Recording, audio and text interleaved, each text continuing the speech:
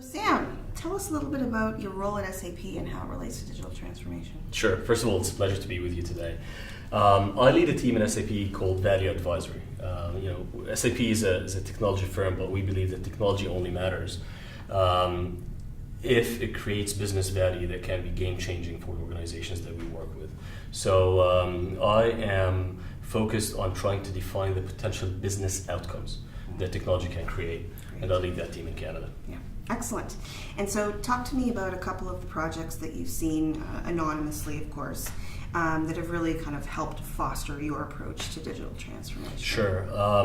Look, we've been in business SAP has been in business for 45 years or so, and we've seen a lot of transformations happening in the marketplace in terms of how do people approach digital and how do people approach the new possibilities that digital is enabling. There isn't one magic recipe of how you do the transformation. But what I would tell you is that we are learning key takeaways from our engagements with many Canadian organizations on how to go about digital. One of the key things that we're seeing is that, and it's been proven over the past couple of years specifically, is that digital can only happen if it's only sponsored by the CEO and the board. Digital transformation today is not about technology. Technology is not the mandate of IT anymore. Because digital transformation to me is more about, in its purest form, creating new business models that would change an industry, that would change a business. That cannot be owned by anyone other than the CEO or the board. It starts at that level, and it has to be prioritized at that level. The second thing we're learning is that every organization needs to understand the capabilities that digital can provide them. This is really interesting today because many technology advancements are all maturing at the same time. In the past, we used to have one or two transformations happening every 10 years or so. Can you give us some examples? Like the mainframe, happened, and then many years after that with the client server, then the internet, then mobility. These are all important digital breakthroughs, but they used to happen over a long period of time. And sequentially. While now we're seeing a lot of disruptive technologies that are equally important, but they're all reaching to a high level of maturity all at the same time. We're seeing connectivity, everything is being connected. We're seeing cloud, 90% of organizations don't even own servers today that start business today. We're seeing supercomputing becoming so much cheaper, like 20% cheaper every year, that our kids can graduate from schools today and write applications that start businesses, and because they have access to this affordable supercomputing. We're seeing technologies that connect the physical world with the data world, like artificial intelligence and robotics and 3D printing and virtual reality. These are things that we've heard about. They existed for some time, but they're getting to a point of maturity that they're commercially viable today. And then blockchain and what it can do for financial services and beyond that. So all of these things are maturing at the same time. And the question that we at SAP we try to answer for our customers all the time is, if these things exist, what business capabilities do they provide your business?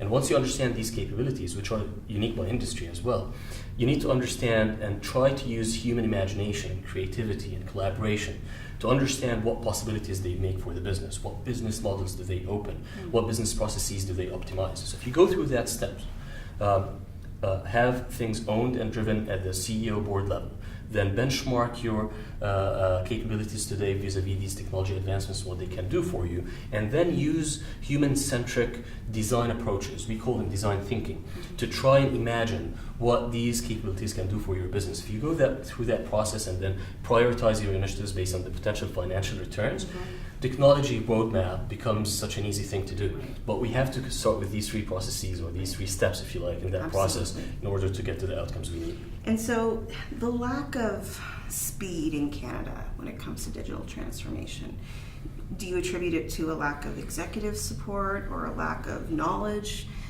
It's changing, obviously, but we are still a little bit behind. Do you have any take on why that's happening? It's a great question, and quite honestly, I wouldn't be. I'm not going to be too negative about how things are moving in Canada, to be honest. Last year, we commissioned IDC to do research on our behalf to try and understand the state of digital transformation in Canada, and the results, it was, we surveyed around 200 organizations, all sizes, all industries, so it was statistically very representative. And we found that only 16% of Canadian organizations started to take action. We were not Which is too low. happy. It is low. We were not too happy with that. We warned the marketplace that digital is happening faster than you think.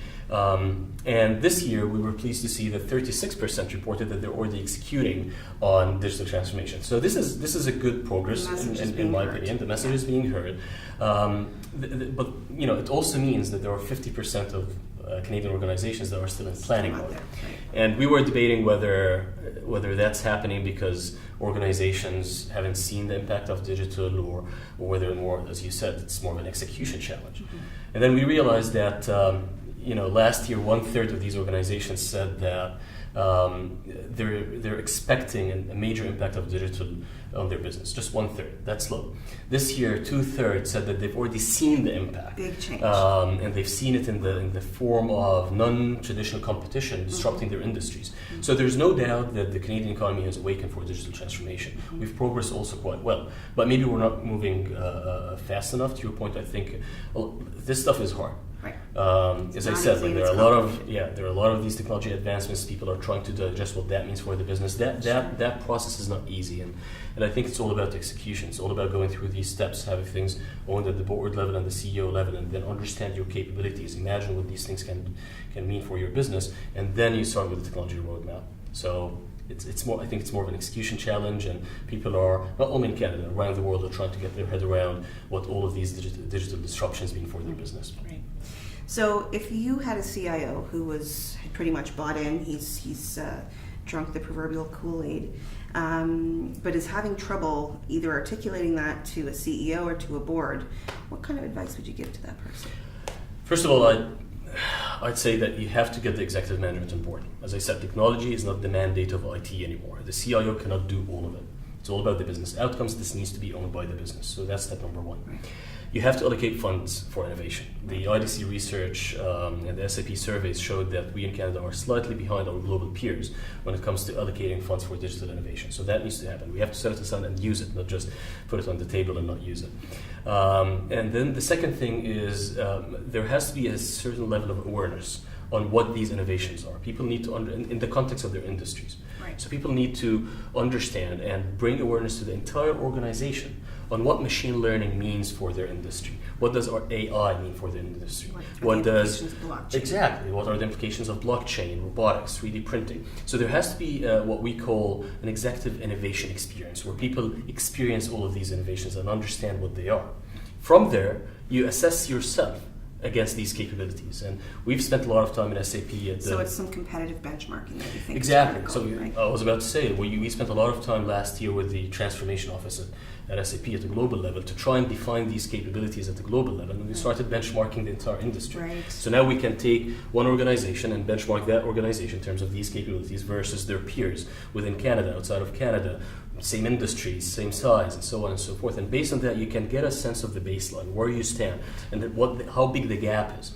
And that helps you get to a point where you understand how much capabilities you need to acquire or to develop internally. And then the last thing is, I think we have to take the CIO being the conduit, if you like, of this change at the global enterprise level. Need to adopt design, the concept of design. Mm-hmm. These technology advancements are amazing. We're actually getting to a very critical inflection point in history where machine intelligence and all these technologies are exceeding human intelligence, and that debate of humans versus machines is becoming part of our But the thing is, in my opinion, that while these might be a source of competitive advantage today, all organizations that want to stay relevant in the digital economy have to adopt them. It's the human abilities, human skills like imagination, creativity, collaboration, leadership, emotional intelligence, and like these are the things that are going to be the source of differentiation going forward. And if you put that in the context of digital transformation, it starts with design. How do you get a cross-functional team to have a human-centric approach to understand what these capabilities mean for the business? What business models do they enable? And from there, as I said, you start building your technology roadmap as a very last step. And execution, I don't want to oversimplify things, but truly, if you do all of these things first, the execution becomes much, much easier as a CIO. Wonderful. Thank you so much, Sam. Absolutely. Some great Thank insights. you. Thank Appreciate you. your Great time. to be with you. Thank you. Thanks.